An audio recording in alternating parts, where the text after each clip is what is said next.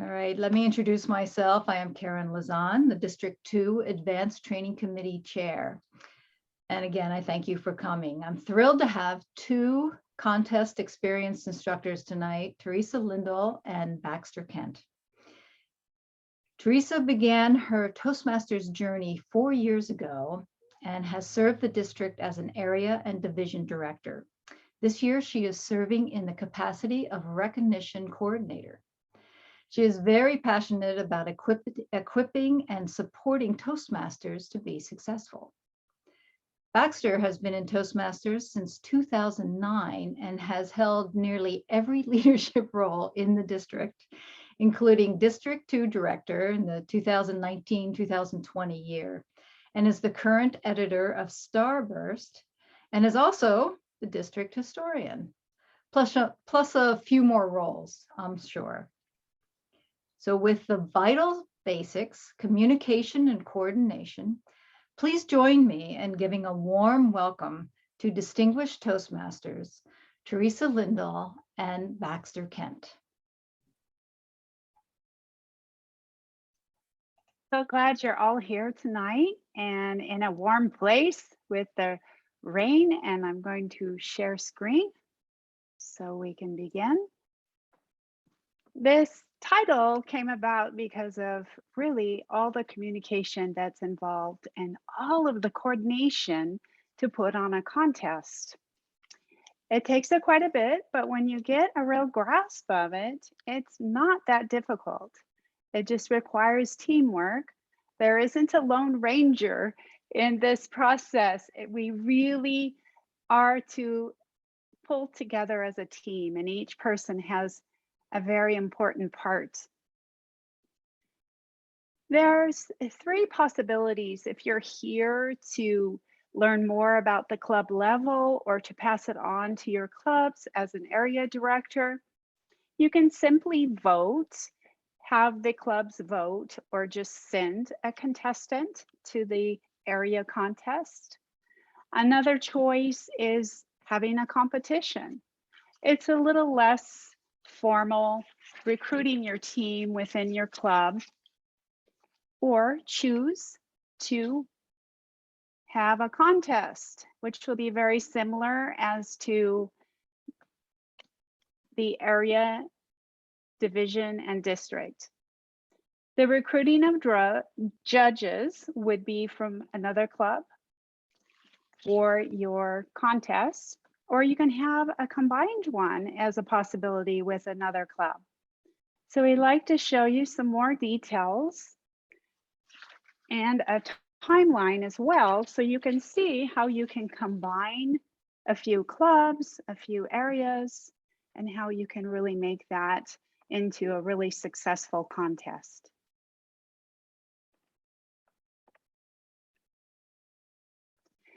The first steps, the part of communication. It'd be really good to gather facts, to gather some information from last year's area and division directors to see how it went for them. They always have helpful hints, lessons learned. They can give you an idea of who participated from which clubs, which areas. That would give you an idea of a timeline of what you would want to organize. Meet with your current team. That is also important, with other area directors and even at club level with a few officers, and decide what you'd like to do. Once you've decided, then submit your dates and times.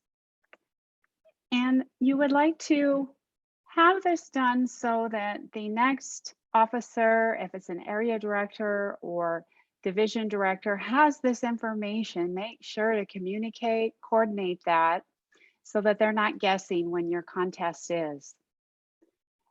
The dates and times over here under coordinate of the practice run and the actual contest, be really mindful in setting those up, especially at the area and division level, because there's been some overlap. And I'd just like to bring attention to that in regard to that overlap is there are some volunteers that are volunteering for a few contests. And then they have to make a choice. Which contest am I going to be at for their practice run? And so there's been some conflicts. So make sure to coordinate that. With the district, we often use Google Sheets. On the Google Sheets, you can see probably our program quality director will set up a sheet so that all the area directors and division directors can coordinate with each other and see which dates and times are taken so there won't be that overlap. There is recruitment involved, and we'll show you as we go along the list of volunteers needed. There is also an optional fundraising that you can pursue and award your volunteers with a little token of appreciation.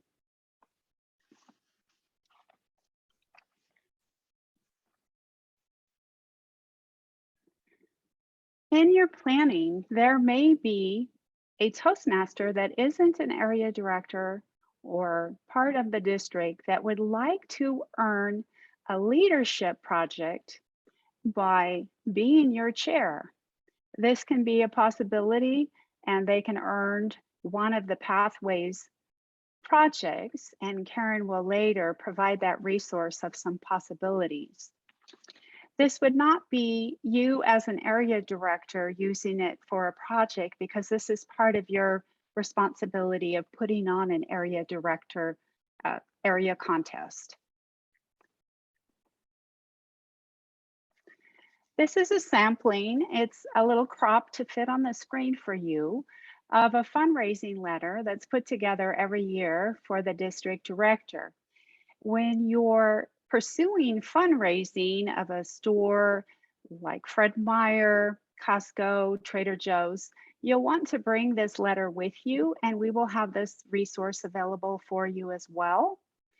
It describes our nonprofit status, and here you would want to include your name, title, phone, and email so that there is a contact. With a fundraising, it can be a few weeks before you hear any response. And this is a great way. I will show you later what you can do for a possible little appreciation for your volunteers. Now here, as part of advertising your contest, and once you start recruiting all the volunteers that are needed, one of them is your contest Toastmaster. This person you'll need to speak with and coordinate about a theme that would be agreeable for them to speak on. And themes are great. They grab our audience.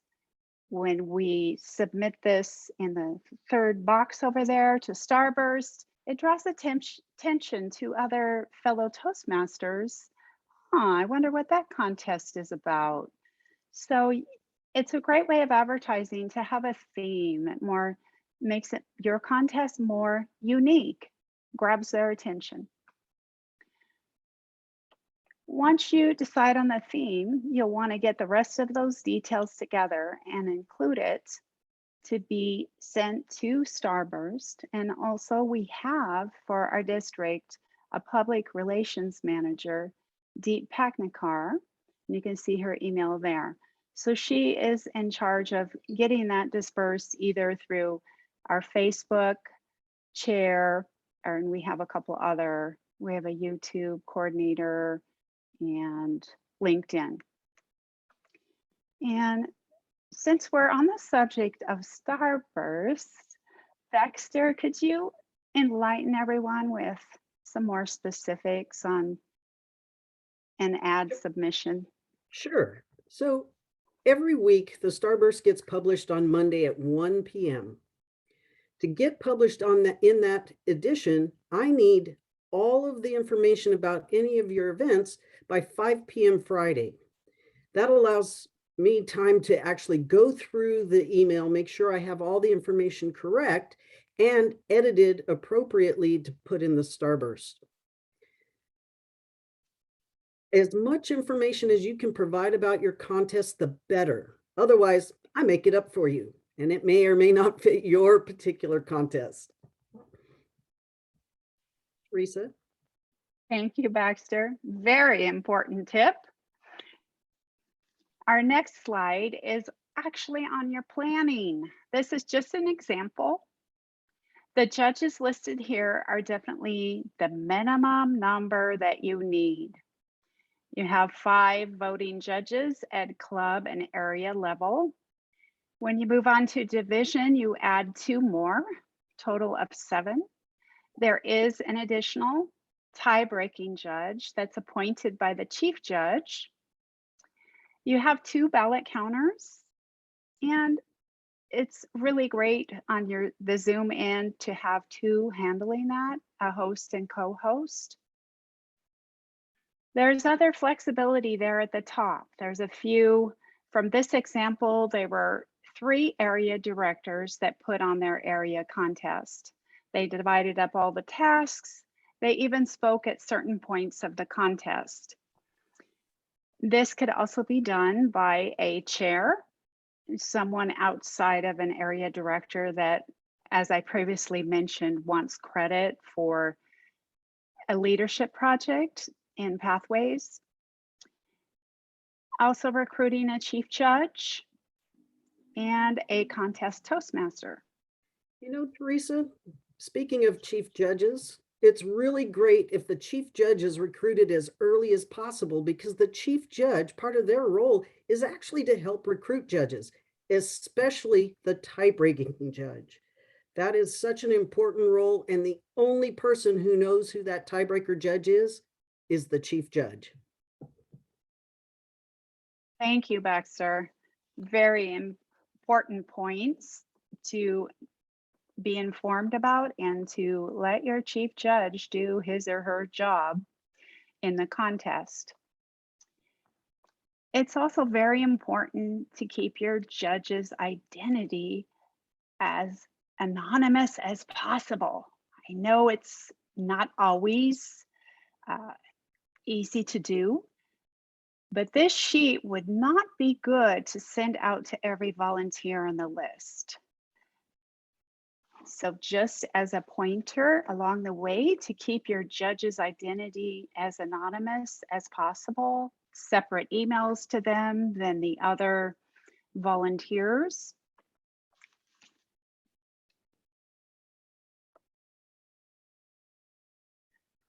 Practice runs, the dry runs. Some feedback has come back that it's an awful long time for some of our volunteers to sit in a dry run for an entire hour. Some have gone on to an hour and a half. It would be a great idea to divide up your time between your volunteers. Have just a portion for your judges to brief with the chief judge. Have their forms turned in to the chief judge, discuss any pertinent information at that time. The ballot counters and timers could come in at a different time of that dry run, and have the timer overlap with the contestants in the 3rd box, so that the contestants with the contest Toastmaster, they could all meet each other and just go over the procedure of pinning the timer to their screen, know who that timer is. And I'd like to ask of Baxter, would you like to enlighten us some more on the judge end? Absolutely. So with the chief judge, their job is to brief the judges. And what that includes is making sure that every judge has completed and sent the judge's eligibility form to the chief judge, and that they received and reviewed the rule book. It's really important that our contest judges know the rules for the speech contest that we're putting on. The chief judge will also describe the process for how the ballots are cast. In some cases, for example, in a club contest, it could be as simple as just texting right back to the chief judge who the judges picked to be the winners.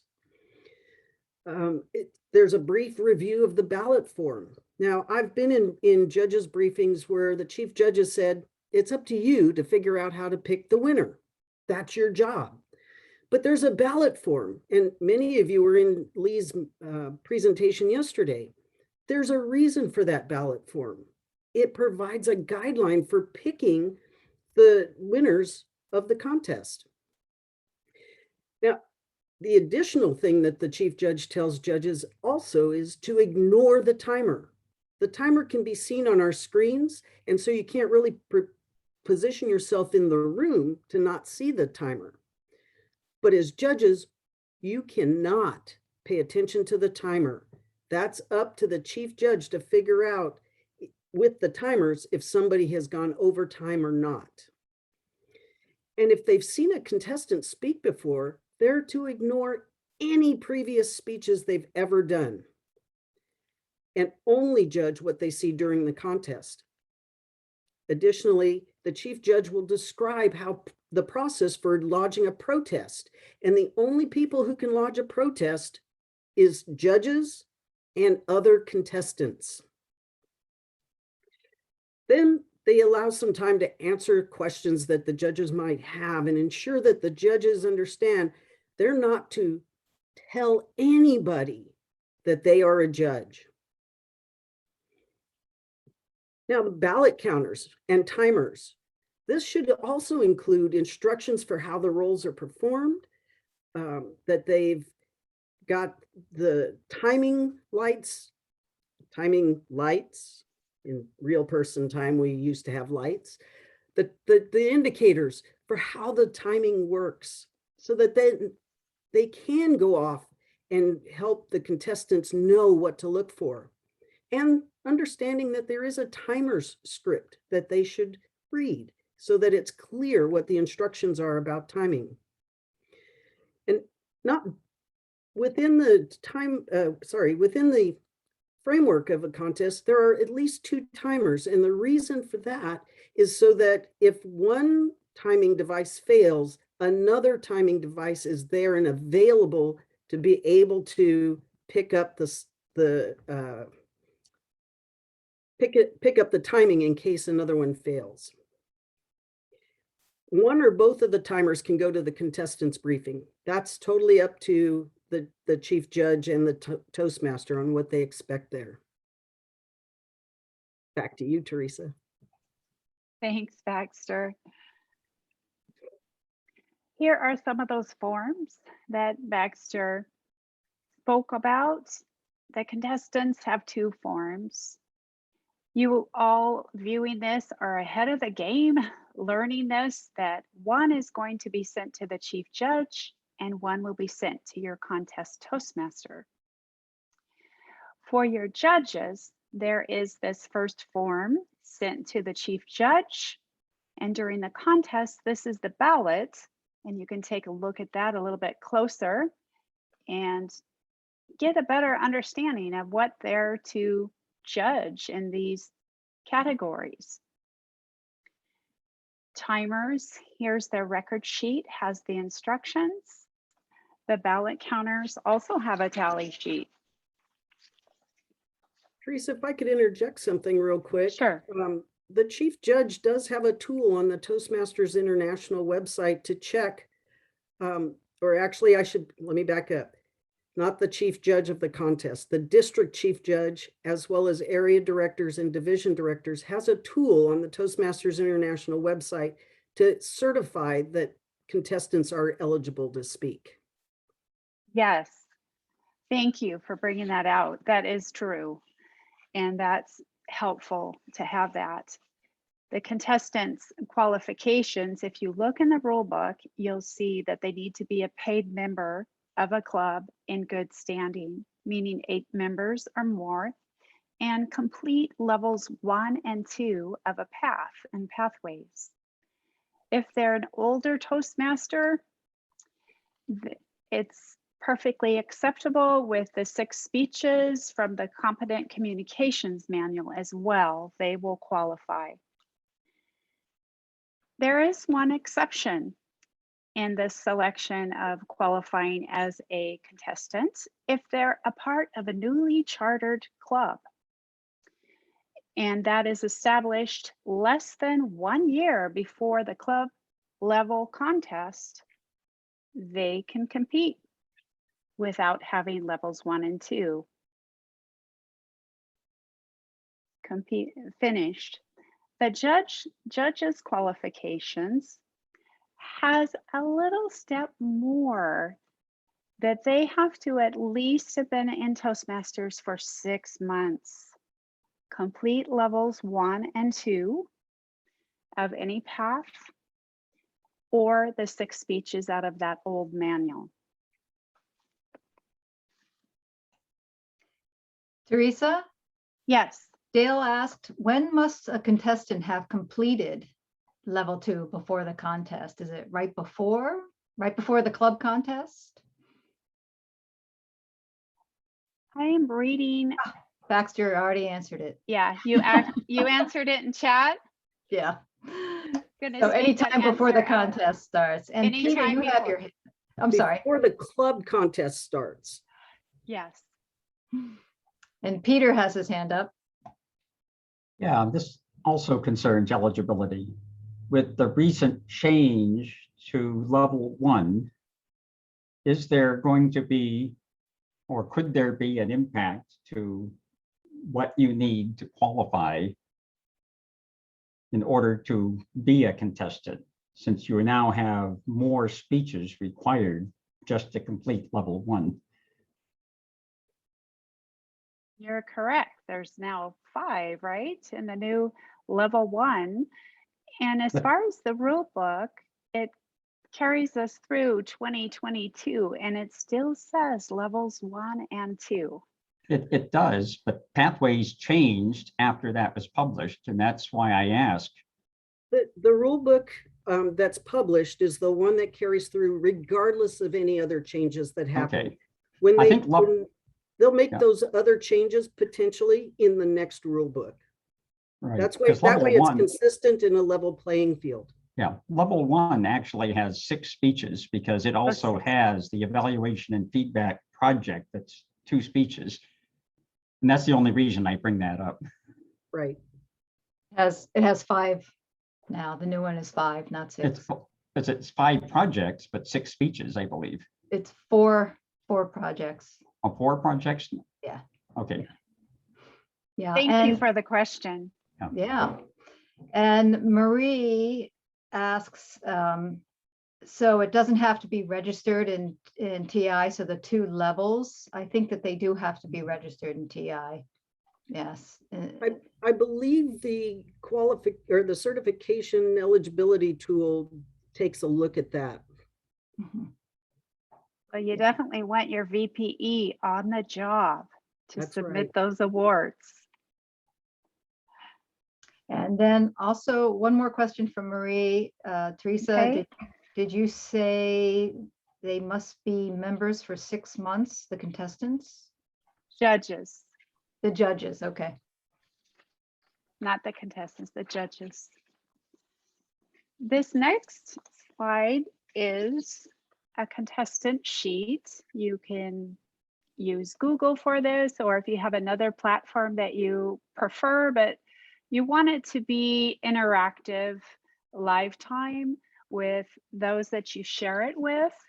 So in this example, there's 3 areas there of contestants, and this sheet was shared just with those 3 area directors and the contest Toastmaster and the chief judge.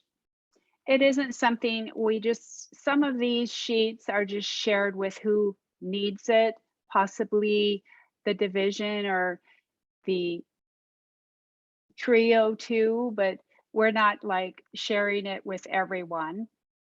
And I just put on here the speaking order. You could put it anywhere you want on a sheet, but this is pertaining to the practice run.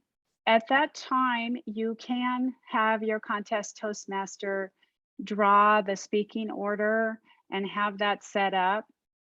And the reason being is that it's nice to have it at that point, because we can go ahead and use those, fill out those certificate of participation forms and have those ready during the interview.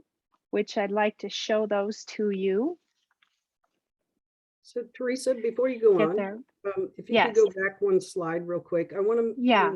be sure that it's really clear that even if the area contests are combined, they are actually individual contests.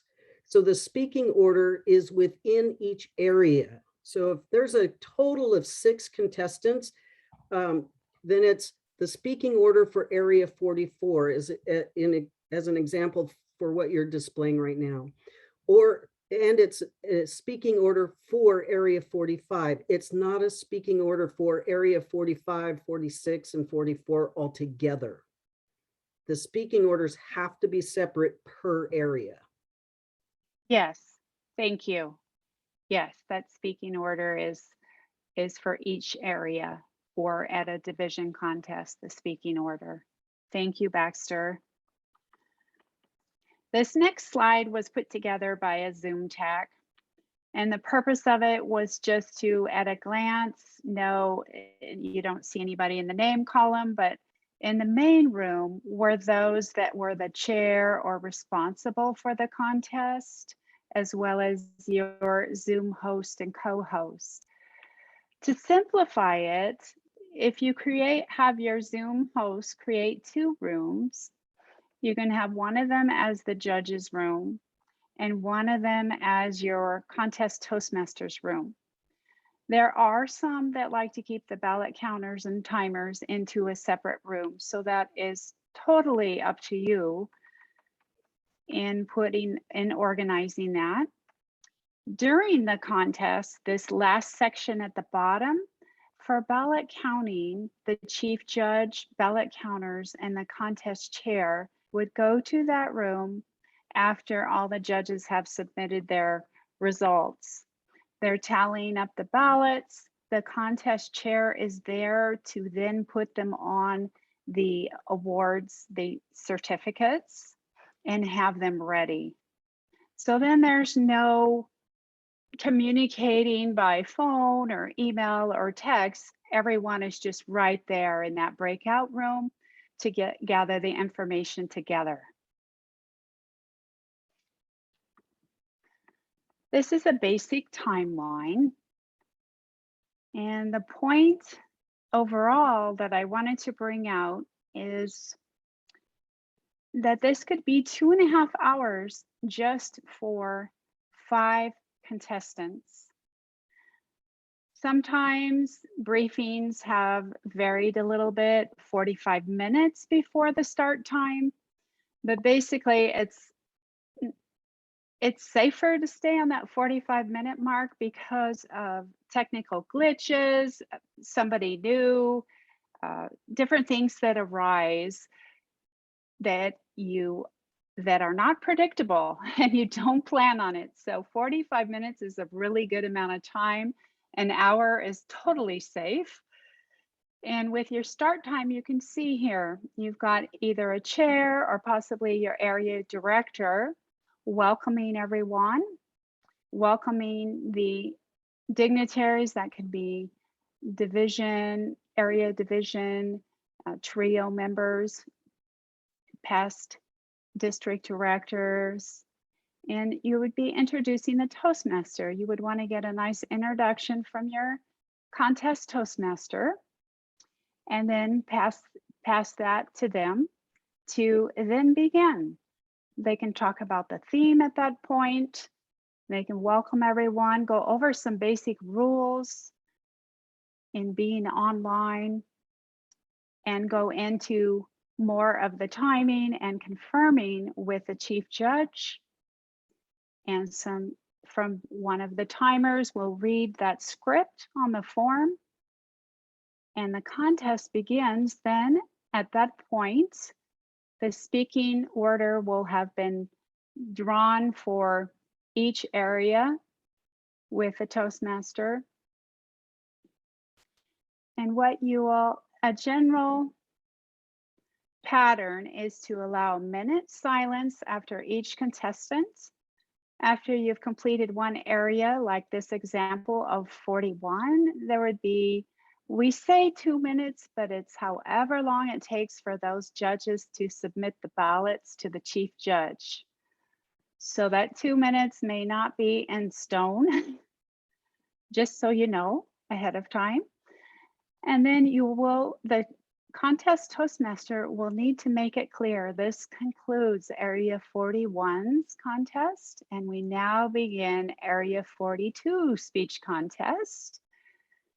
And again, a minute silence after that speaker. The next one, it may be 2 minutes or more for those judges to submit their ballots. And then again, the Toastmaster will conclude that area's contest and go on to Area 43. And just in this example, there's just one, but you still have the contest even with one contestant. And then at the time that all those ballots are submitted is when they go into that ballot counting room and the chair to get those certificates ready. And during that time will be when the interviews are conducted. And it's great to have that. I think I have that following this slide, that certification of participation, to actually show that on the screen. It adds a personal touch because we're on Zoom, to show that to that participant in the audience. Following those interviews, you can see there it'll be some kind of announcement. The trio, the conference chair may be present to give that announcement. And then it will move back to the contest chair or possibly another area director. In this contest, we had it between these three: the event start, the thank yous and awards. Those three area directors divided up the responsibilities so they each had a speaking part. After those thank yous, the awards. And the reason why the awards are at the end, it's you've got out all of your announcements and thank yous. Nobody's usually dropped off at that point. So we wait for the awards at the end so that everybody's on the end of their seat waiting to hear those results. And they have no question in their mind. They've heard the conference announcement, they've heard the thank yous, and when the next contest is going to be. So they didn't cut out before then. So that's a really good example of how you could really avoid a lot of questions later. When's the next conference? And you'll have already shared that and they were all present.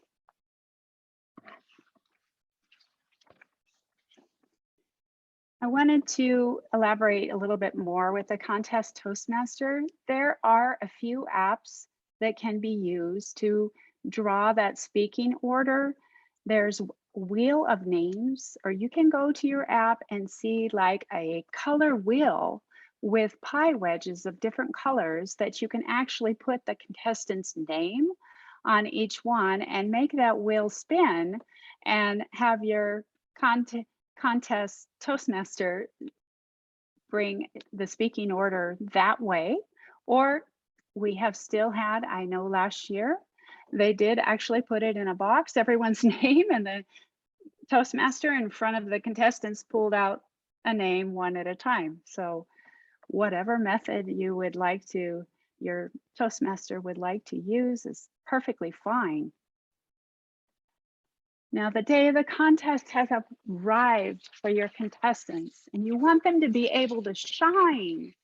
In order to do this, please, by all means, have the waiting room feature on your Zoom contest so that there won't be any interruptions of voices or background noises of guests coming into the main room. So this is where your Zoom host or co-host is acting like a sergeant at arms. And those that enter into that waiting room, they can even send them a message and say, you'll have to wait. We're in the middle of this contestant's speech, and as soon as I can, I'll let you in. So that way there isn't an interruption and your contestants can really shine. And we do know that conserving the bandwidth is really good, especially in contests, to stop any video feed and to keep the audio muted. An agenda is a great feature to add, to drop into chat during the contest at the beginning with whoever opens the contest. And this is just an example. This, again, you wouldn't want to expose your judges here, their identity. This is probably the most I would ever include. You may want to include your trio members, but you have those that were responsible for this contest, the 3 area directors, your contest toastmaster. There are people that do want to know who the chief judge is, so you could supply that. And the Zoom host, that is good to have in case there is, for some reason, some interruption in the internet connection and they're trying to troubleshoot, they can contact your Zoom host. On here, you can see the next contest is listed and a Zoom link for it. And just very brief here. You don't have to have great detail because people can basically figure it out. There's briefings and then you begin at 7, opening remarks by your Toastmaster, confirming with the chief judge, everything's good to go, your timing rules. And you can see here for these contestants, there's a bit more spacing between them. Some of the audience likes to be able to print these out, and this is great to have a little bit more space between contestants for notes, for just anything they'd like to add. And also notice that they're listed in alphabetical order. This isn't the drawn order, but they're just alphabetical order. And that's always an option to have it that way, or to simply just put contestant 1 and 2. But this is a little bit more personalized. At least you know the contestants, but not the specific order out of this agenda. And you can see the flow of it again. You move on into the contestant interviews.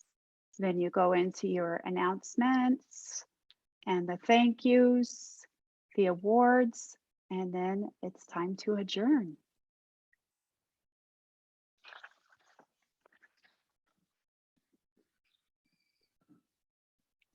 This is an example of that certificate of participation. And this can be shown and coordinated with your Zoom tech. It worked out really well, I can say, last year using this certificate digitally, filling it in, getting it all ready out of the practice run so that the whole deck of all of them were ready and to be shown during the interview time of the contest. So that is very helpful to have that information, the speaking order ahead of time. This is an example of a thank you. And we do have a separate slide deck for you that you can make a copy and personalize it for your contest. And it has the thank you. You'll take a look at it and see it's got everything you need, the award certificates in it. This would be an appropriate time to thank your volunteers. You can personalize it, but not a time to say, thank you, Judge Sue Cookie or Judge Joe Bartholomew. It's just, you could call off their names, that's fine, but not their titles. And this next slide would be your guests, your audience, and your contestants want to know, where is the next contest? If in this example, they've completed an area contest, they want to know, when's the next contest at division level? And here you can supply that information. And here's an example of one of the certificates. You'll see first, second, and third place in that other slide deck. And you would be able to, your designated person to be in that ballot counting room would have these certificates with them to be able to fill out the information here.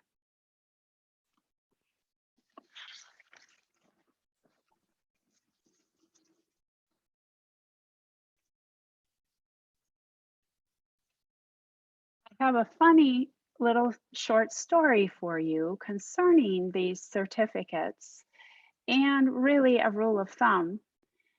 The story is, if you're a contestant, and let's say there were 4 of you, and there were 3 given certificates, and you were the 4th person just standing there, not receiving anything, how awkward that moment would be for you to then leave the stage and go and sit down without any award or anything. So to avoid that, a nice rule to follow would be, if you have a total number of contestants that are 2 or 4, award first and second place. If you have 3 or 5 or more, award first, second, and third. That way there's not an odd person, just, I don't want to say odd, there is not one contestant standing there alone. They're either commiserating together, but they're not like singled out without an award. I hope that makes sense to everyone. So if you have 3 or 5 or more, award first, second, and third place. So Peter asked an interesting question. What if one of the candidates were not qualified? So one of the speeches went overtime, for instance. Thank you for that question. It would be announced before the awards, and probably the contest toastmaster or chief judge would announce we have a disqualification. They wouldn't give any names. Additionally, you'd still follow the same rule in terms of awarding first, second, and third. So if there were, for example, 4 speakers and one of them was disqualified, it's obvious that there's going to be one person who's not getting an award. However, you still would only want to award just first and second place, right? And if there's 2 speakers and one of them is disqualified, well, there's no way you can avoid giving just the first place. Makes You'd sense. still follow that rules. Yep. Yeah, thank you. That's great. Will you have an afterglow for your contestants? When we're in person, this is totally optional, but when we are in person, there is some lingering after the contest. Hey, Sue, how did you come about that contest theme? Or what's the history behind that? So this is kind of a spot where you could actually you could call your contest toastmaster back up after you've adjourned your contest and just said, this is just a afterglow with our contestants. And just kind of like after the end of a game and you hear things that have been said about the plays in the game and the football players or other sports. Last year, I sent out glow sticks, just to give you an idea. I had gone to Dollar Tree and got these glow sticks and sent it out to all 4 contestants, or 5 contestants, and they got their packages before the contest with the instructions to bring them out and have them ready after the end of the contest. And we said they would literally be glowing, and they were. So it was a fun moment. I know at this point you would have some of your audience leave. You know, they don't linger for this, but this is just kind of simulating what happens in person. We try to make it a little bit more personalized. If I might add something about the Afterglow, if you're a judge, please refrain from giving contestants feedback, especially when we're in person, when it becomes obvious who are the judges, right? And it's simply because it allows you as a judge to remain impartial. It allows you to remain judging and not evaluating. And that's the role of a judge, is to be judging, not evaluating. Great point. Thank you. And this is your contest rulebook. You can easily find this online. I believe it's number 1171. And this is our most current rulebook. It would be good to refresh yourselves, see what's new. There's a little black diamond by anything that's changed throughout the rulebook that's been updated. You'll note that. Here is a volunteer appreciation certificate, and you'll notice it's blank. Intentionally, Toastmasters really doesn't have anything that's very specific. If you want to put together a certificate for all your volunteers, it's just some way of personalizing and really thanking them, that personal touch.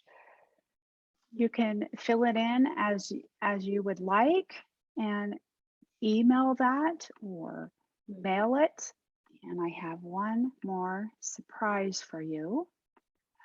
The thank you card. This is a candy thank you card. You can find ideas like this on Pinterest or just simply by Googling this type of thank you, of using candy. So I sent this out. It was at least 20 volunteers last year, but it doesn't matter. They all loved it. And if you wanted to copy this, it's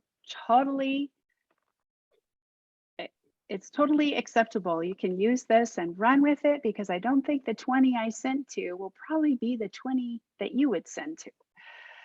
Thank you for giving mounds of your time in making a whopper of a difference for Division D's contest. 100 grand thanks for helping us out of a crunch. Now you'll notice it's kind of on a piece of stationery. It's pre-printed and I've got a cardboard sheet behind it. And I put these in bubble mailers. And you'll have to know a little bit of myself is that I keep a lot of these mailers. So I happen to have the 20-some mailers on hand to send these out. And I did have those cardboard pieces too. I do know you can find that in the store when you're fundraising and you get gift cards. Like places like Fred Meyer do have the bubble mailers and the tape. You can purchase if you don't have this, you can purchase a digital scale from Amazon for $20. I'm not trying to promote Amazon, but it's a mailing scale that will go by ounces and is very accurate.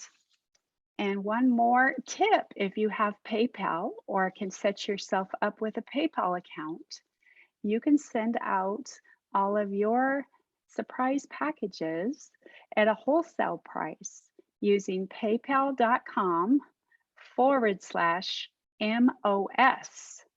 MOS stands for multi-order shipping. And that is how I sent them all out. It was below retail post office pricing. And it was a great treat, and it's a gesture. You're thanking your volunteers, and I used all the funds that were raised from fundraising to accomplish this.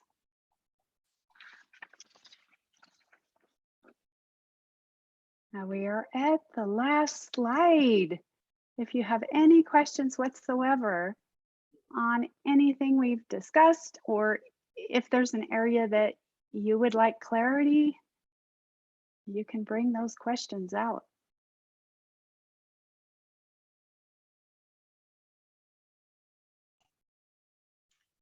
See, we have Dale is asking, Can the chief judge be the tie-breaking judge? No, the chief judge is not a voting judge at all. Their role is to make sure the rules are followed. So And- no, the chief judge cannot be the tie-breaking judge. Baxter, is it still true that the chief judge is not necessarily the district chief judge for area contests? That is true. That is true.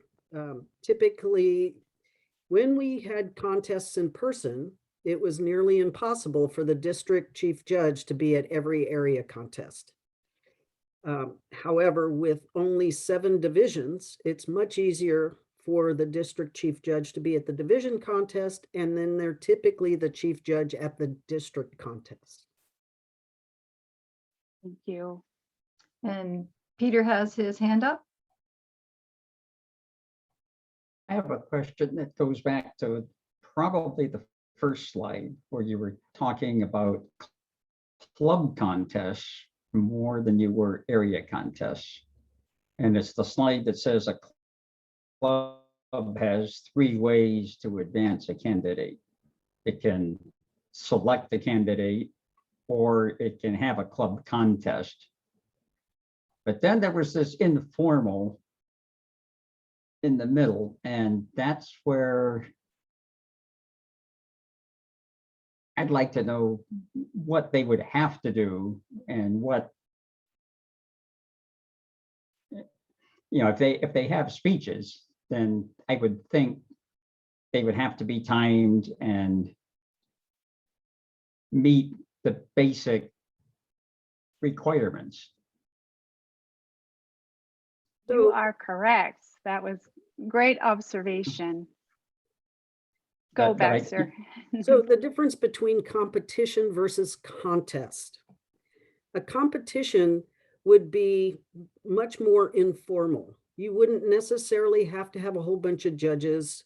You could have it be part of a regular club meeting. And then when you, some clubs do the best of the meeting, that would be your competition. If you're holding a contest, you must follow the rules within the Toastmasters International Contest Rulebook. That's basically the basic difference between a competition versus a contest. They do still have to meet the timing, Okay. but all the other stuff is kind of Only the really timing. loosely, yeah. And the originality. And the originality, No. yes, you must do those 2 things, timing and originality. And that's hard to, I'm just speaking out of my own opinion here, but originality is something that I would have a hard time figuring out, especially at the club level, if I've heard that speech practiced over and over again. So here's I the would- thing, originality is really more about not copying somebody else's speech, Right. right? So if I'm competing and I've practiced my speech 20 times in my own club and 20 times in the various other clubs, it's still my speech. But if I take more than 25% of my speech Yeah. and use somebody else's, or recite somebody else's work, more than 25% of my speech, then it's not original. Right. And in some cases, it's really easy to see if somebody's reciting somebody else's work. But if they're copying somebody else's speech and it came from some obscure place, you might not know it. And there's So, also that people can also cite themselves, Yeah, they could. and that's the area that I have seen, at least at the club level. But Yes. If a there's speaker does do that, they're supposed to cite their references, their quotes, right. where they've gathered. They need to cite that. And there is a new rule as of last year too. You can no longer refer to another contestant's speech in that same contest.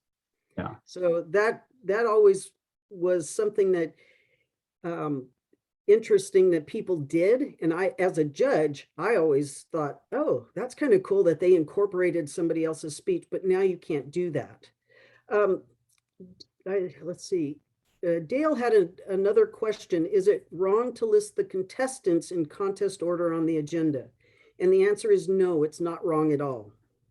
In fact, listing the contestants on the agenda helps the judges be able to spell the contestant's name correctly on the ballot.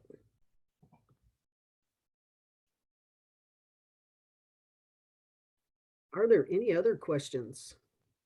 This is really good. I have one more comment, and I don't remember if this was a hard statement or just a passing statement from last night, where he mentioned that if you really knew the contestant, you should recuse yourself. The problem that I'm seeing is with the number of people that typically would come forward to be judges, they will have been around the district. At the area and division level, I don't know if it's even possible to avoid somebody that you don't know. It can be difficult, especially for those of us who belong to multiple clubs, not to have heard a number of folks before. However, if you belong to a club with a contestant, you have no choice. You cannot be a judge. Now, that's above the club level, because obviously if you're in the club and the club isn't getting judges from outside, it's a little more difficult. There are some other guidelines within the rule book on how to make the choice of judges fair if you cannot find judges outside of your area and division. Right. And I suppose that you might look at the list of speakers and say, well, I don't know any of those speakers, but then you show up and, oh, they sent second place because the first place speaker was going to compete in a different area or division. Yep. And in that case, you really should excuse yourself from that particular contest. So if there's 3 areas and you've been asked to be the judge for all 3 areas, you can excuse yourself from one area and still judge at the others. Okay. Yeah. And normally, you know who the contestants are beforehand. I mean, the chief judge hopefully will give you that information so that you can, so you'll know whether there's someone. Linda Berthman made a comment that judges are not required to be from this district. So you can go outside the district. And also, Baxter, you brought up something that Neha was just asking, how many winners go forward to the next level? And that's a great question. I'm going to let Teresa answer that since she just looked at that in the rule book recently. I did just, Baxter. That is really good, actually. Yeah, and it spells it out in the rule book. And I just have to pull up that information so I'm telling you correctly.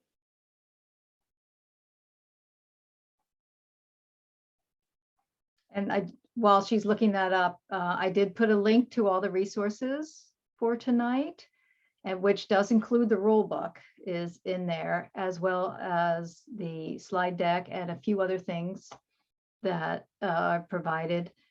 So go take a look at those, including a list of the pathway projects that you can use and which levels they would be appropriate for. I didn't want to be inaccurate in what I was going to share with you. So looking it up in the rule book, as you all can do this as well, it says if an area has 4 assigned clubs or fewer in good standing, the district has the option to allow 2 contestants from each club to compete in an area contest. So it does say that. That's on page 8. You can see that there. And it will go into more detail following that.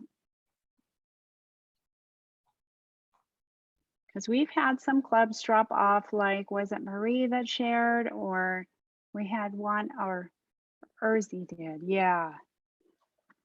So that may allow for it may allow a greater opportunity for contestants then. And just to be clear, it has to be announced before contest season starts by the district. And then it's applied consistently across the district. And that's just to really keep it a level playing field for everybody.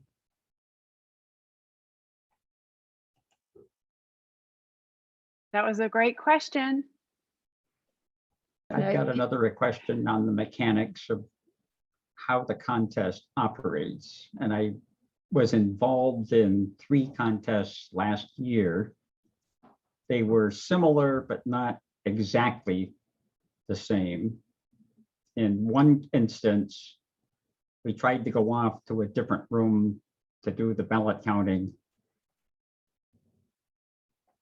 The only information that we were sharing was the names. It turned out to be, all right, we're supposed to sit here, do this, twiddle our thumbs while they're doing the interviews.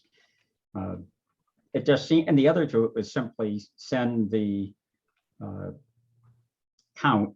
Each of us that were doing the ballot counting sent the count in, the list that we had, and made sure that it agreed, and that was it.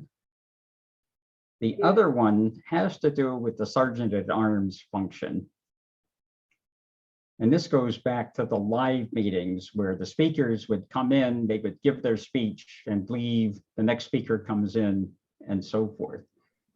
And the question became online, should the speakers hear the other speeches or not? And in one case, I believe it turned out the speaker comes on and spoke, but then could hear the following speeches, but couldn't hear anything before they spoke, which seemed a little odd to me. So in terms of the International Speech Contest, there is nothing that says that the contestants have to leave the room. Every speaker can hear every other speaker. The only time it becomes an issue is during table topics contest or the evaluation contest. Okay. In which case, all the contestants except for the first speaker must leave the room. Once they've spoken, they can stay in the room and hear everybody else because they can't change their answers from that point forward, right? As far as the ballot counters, when you're in person, the ballot counters are actually collecting the paper ballots, and then you go off with the chief judge and actually count the ballots and making sure that it matches, and then you recount to make sure that somebody didn't read something incorrectly. It's no different than re-adding when you're balancing your checkbook, right? I don't know, I do this. I add it twice, once from the top down and once from the bottom up. That way, I'm sure I got the right values. In the virtual contest, because I've not been in the ballot counting room during a virtual contest, I can't speak to it so much. So it could be dependent on whether or not the ballot counters get the ballots and review them before they go in with the chief judge, but it kind of follows the same thought process as when we're in person and you go out of the room. Okay.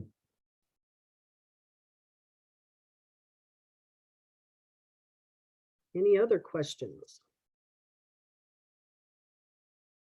Marie, I agree with you. When Karen shared that with me a couple of days ago, it was like, oh my goodness, awesome.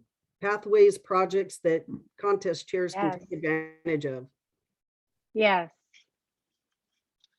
It's great. Yeah, So, it's always yeah. a question. Yeah. Marie also asked that the recording will be available to share with our club members, and yes, this will show up on the district YouTube channel, and I will email everyone who has registered when it becomes available. And of course, it's open to anybody. Anybody can view it. So I can stop the recording. Is there any more questions? I have one more question, Okay. and this has to do with recruitment, only in reverse. I feel like I'm getting an awful lot of training. I'm getting around the district. I tend to know a lot of people. there's no way that I could do some of this. I mean, I could do some functions where it doesn't matter. Judging is probably, that's the one that I would like the most, but I'm not sure that I could actually do it given the rules. But is there a forum that districts can get together on to put people forward that could be called on? So rather than have to go out and make an announcement, hey, can you come over? Can you have a list of folks? Now, obviously, the district chief judge and people who have done it before would be likely candidates, but I don't know what other information is out there that we could go look for. Peter, are you an area director? Hmm? Are you an area director? I am. Does your division director hold a division council meeting? Yep. Okay. When you're in that division council meeting, ask the other area directors if they would be willing to judge at your contest. The first time I was an area director, I think I went to every area contest in the entire district. But because I did that, all those area directors came and judged at my contest. And really, the judges are the hardest role to fill because you have to have so many of them and they have to fall within the rules. Right. Well, that's why I'm thinking, you know, if there's a way to go beyond the district, especially when we're online, where you could pick up another district on the West Coast, there's no time issues. Yep. There isn't really a resource other than to talk to leaders in our district who have been around a while and Okay. maybe have been a district director and have contacts outside the district, Yeah. or our current trio members, because they have contacts outside the district. Yep. It's part of the whole leadership and taking charge of communicating with others and being persuasive. If you remember that project in the old CC manual, I think there's persuasive speaker Mhm. pathways. Yes. Path. It's being able to communicate and encouraging folks to come help you by helping them.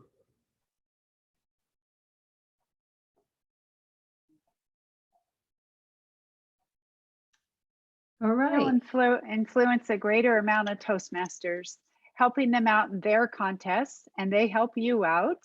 Mhm. And that just makes that circle even bigger. Absolutely. Yep.